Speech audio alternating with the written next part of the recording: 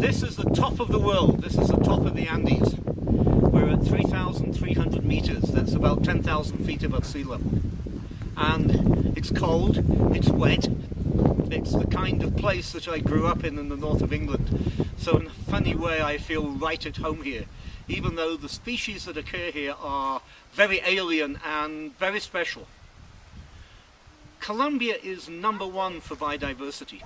It has more species of almost everything than any other country in the world. But it could become number one in extinction because of places like this.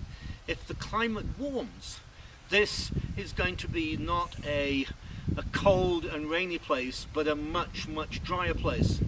And the species that live here have quite literally nowhere else to go. There is no up above this. There is no place higher than this to which they can move if the clouds go away.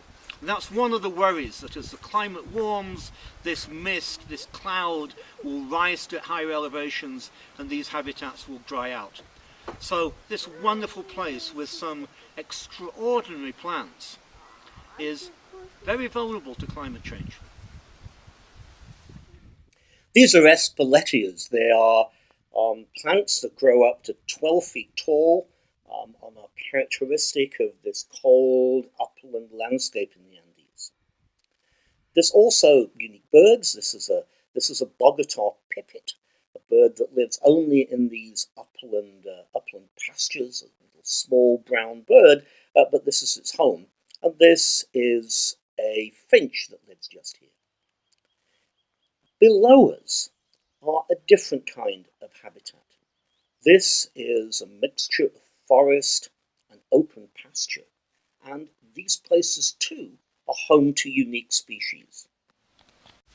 I'm Luis Miguel Rengifo, and a conservation biologist, Colombian conservation biologist, and what we have here are some small-scale corridors that are being planted to reconnect forest patches in this landscape.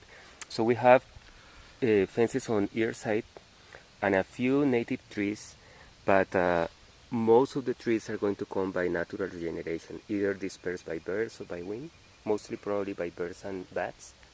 So that's the idea. Colombia has this amazing variety of species because of its different mountains and it's because of its different habitats.